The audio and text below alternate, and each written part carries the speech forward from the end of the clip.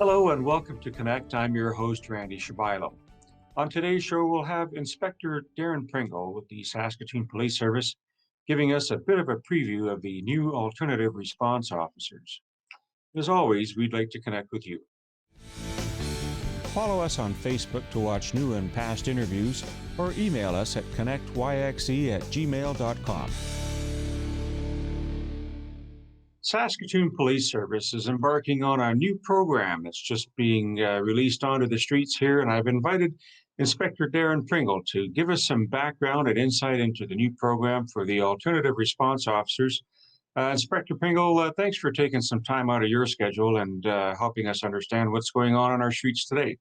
Well, you're welcome. I want to find out a little bit about yourself. When did you start with the Saskatoon Police, and how has your career led to where you're at today? So I started back in 1999. I came here in May. I actually, after I finished university, I went out to Calgary. I policed with Calgary for 3.5 or so years. I started in 1996 with them. My wife and I moved back and got on with Saskatoon, and I spent a number of years in patrol division working on A platoon, and then moved into the break and enter comprehensive action program, which gave me a chance to use some of the. I've got a social work degree, so it gave me a chance to use some of the education I had received in terms of developing programming and referral for youth and dealing with at-risk youth and working with at-risk youth, and because we had. BCAP was an offshoot of the Serious Habitual Offender Comprehensive Action Program. And so what we were doing is trying to interrupt the crime cycle of youth before it began. I was there for 4 years, and then I came back to uniform as a sergeant and spent some time in training and spent some time in patrol, and then got promoted to staff sergeant and worked assigned to Central Division under Deputy Chief Huseman, who was an inspector at the time. Spent a number of years there, and then went back to shift work in command of a watch. I was the watch commander on A platoon and then D platoon, and then I got promoted last August to inspector, which brought me to special projects, working on the alternative response, alternative service delivery project. And as of June 1, I came back into Central Division, now managing the alternative response officers, now that we've got that program up and running. That's an impressive track record to get to where you're at today, and I guess maybe that's why the tap on the shoulder went to you. If we look at the name, the alternative response officers, what is the role of we call them an ARO, I suppose, an alternative response officer? What is the role of those new officers that are on the streets now? So the idea behind the alternative response officers is to provide a conduit for citizens and businesses and vulnerable people to connect with the police service, but not necessarily with a police officer. Back in 2017, when we had the operational review, it was revealed that we needed to have some sort of alternative service delivery. A number of services in Canada were starting to go that way, creating I hate to use the word second tier, but another tier of response in terms of uniform response. And it was really building on research that had been happening in the UK since about 2004. And they were finding that there was success in having a uniform presence out, but not necessarily somebody who was armed with the full scope or range of police powers, but somebody who had enough authority that they could deal with social disorder issues, and they could provide some natural consequence or logical consequence through some enforcement action. But their primary means was to conduct community engagement and go back to that old time walking the beat style of officer that people could come up and talk to, that would stop in and talk to merchants, that would check on somebody who was slumped over and sleeping beside a dumpster, really introducing that beat back. We'd have beats, but the challenge for us with keeping police beat officers on the street was that as the city has gotten busier and things like shootings have occurred and major crimes have occurred, it becomes necessary at times to redeploy those officers and pull them from the beat. with the alternative response officers, the nice thing about them right now is that we can't redeploy them in the same fashion that you were redeploying our police officer. And so that consistent, sustained, uniform presence is something that we're really going for, and building on some of the success that the city has seen with the community support program, but just the next level up, if you will. A few more authorities under the provincial statutes, some limited authorities under the federal criminal code, to allow a little more to be done before you had to bring a police officer back in and involve the police officer in some of that community action. So when you look at their authorities and the powers, these are sworn officers and they are special constables? They are, yeah. The special part of special constable really means that essentially they've got a really refined, defined scope of authority. So me as a police officer, I'm able to, just about every piece of legislation has powers of police written into it. And with the special constables, that's not quite the case. The Ministry of Corrections, Policing and Public Safety, that's who actually gives the authorities to our special constables. And so under the Police Act, we've been able to present our business case to the ministry and say, okay, here's the tasks that we want done, and here's the kinds of things that we think are important in terms of authorities to be able to enable these folks to get the tasks done.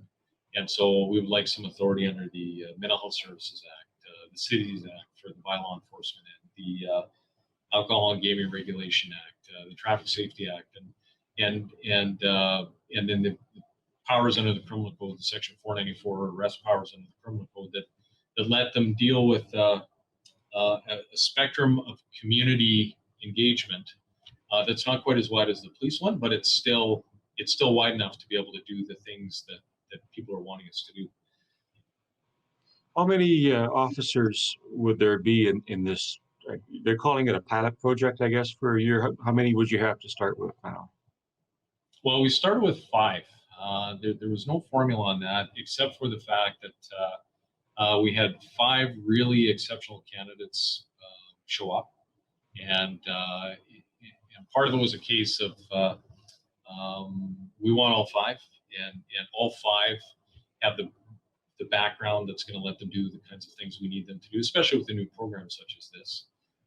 And would be a good ambassadors for the service, would be good ambassadors for this type of enforcement and community engagement. So that was one of it. And then part of it too is that the chief really wanted to roll this out and test this pilot in downtown Riversdale, because those are complex needs areas. And so if we build something that is successful in those areas, there's a pretty good chance that we could replicate that success citywide. And so when you do the math on having 2 officers walking the beat and 2 teams, you count for some recertification training and a little bit of holiday time here and there. 5's a better fit for that because 1 person is off at the time. Number 5 fits in. And then the other part of it is that we didn't just develop a scope of duties that included the beat. We looked at the entire aggregation of tasks that could be done. And when we broke those out, we found that the 5th person, when they're not having to cover holidays or recertification training or be walking the beat, there's so many other things they could be doing. They can assist in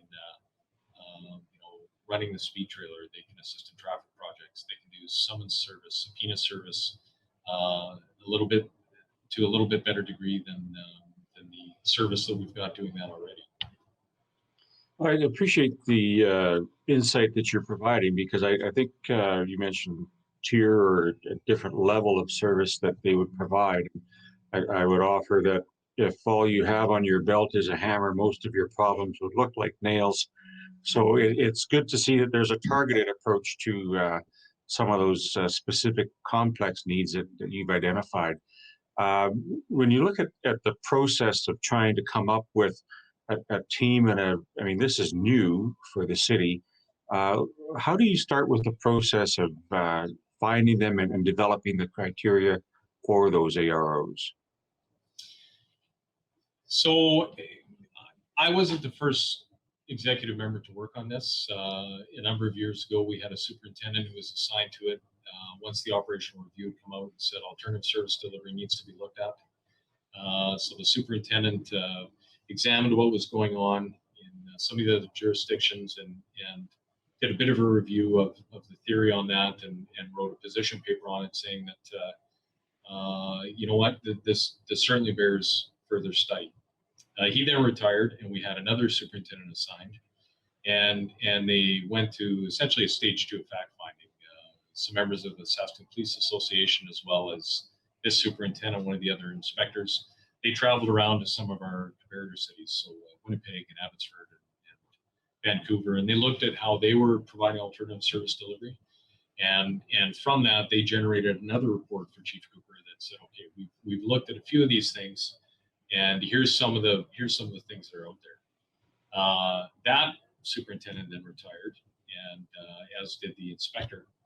And so I came on board as a new executive member, and I had the benefit of having the association people still here. And so we got together as a bit of a committee, and the torch was handed to me, and I added a bit of literature review. I looked at quite a bit of the research that had been done in the UK since 2004, and I really had the advantage of benefiting from assistance from a woman named Professor Tara Hodgkinson, who she had worked in the city before. Dr. Hodgkinson had completed a research project on the old McDonald's on 2nd Avenue, and the city of North Battleford had brought her in to do a downtown safety study, and she had done a number of studies out of Simon Fraser in the Lower East Side in Vancouver on the effectiveness of beat patrols and what made beats effective, and displacement of detriment and things like that. So I was fortunate enough to be able to connect with her and spend some time learning from her and reading the research that she and her colleagues had done. And that gave me a much fuller sense of some of the things we needed. And based on that and some of the guidance from the chief on doing a needs assessment, I spent about a month talking to some people that were intimately involved, people who were living in those areas, people who had businesses in the areas, people who were delivering service in the areas, people who were vulnerable in the area. And it really let us build a fairly thorough picture of where some of the gaps were. And then we actually, through that gap analysis, based some of the services that the alternative response officers were going to deliver based on that gap analysis. So that plus the other needs really allowed us to drill down on what we wanted to show as capabilities that we were going to work on. And in order to, we wouldn't specifically be able to contact them. We would just call 975-8300 to the police, and they would be dispatched appropriately. Exactly. Yeah. Yeah. So our communication staff, dispatch of them works exactly the same. They work off the same channel that the police officers work off. They work in tandem. If we've got a lone bike member dealing with somebody and there's a couple of alternative response officers nearby, they're going to walk over to where the lone bike member is. Correspondingly, if we've got a couple of AROs dealing with somebody and we've got bikes or beats in the area or a car, they're going to hear it on the channel. They're going to roll by. The other thing we really wanted to make sure we did is integrate service delivery with community support. And so community support officers actually carry police radios and they operate on their own channel. And we dispatch them out of our building based on calls that come in, which require them. And so they've got a talk channel that they can cooperate back and forth with. So for example, if they have to go to the bus home and it's they're needing community support's needing a little different level of authority than they have because they've got some bylaw authority, alternative response will roll in. Or if they've got somebody on Avenue B, roaming around the parking lot on Avenue B, and they're trying to engage the person and have a conversation with the person, but it's gotten to the point where the person needs a ticket. Well, the AROs are able to go over and facilitate that instead of having to find a police officer and have them come by in a car. Inspector Pringle, best of luck to you with this new program. We'll watch in earnest and see the results of all your work and the committee. And thank you to Chief Cooper and the SPS for their work. Best of luck to you. We'll be in touch. Thank you very much. Appreciate the time. That's our show for today. I want to thank our guest, Inspector Darren Pringle from the Saskatoon Police Service. I want to thank all of you for taking time to watch Connect. I'm your host, Randy Shabila. We'll see you next time.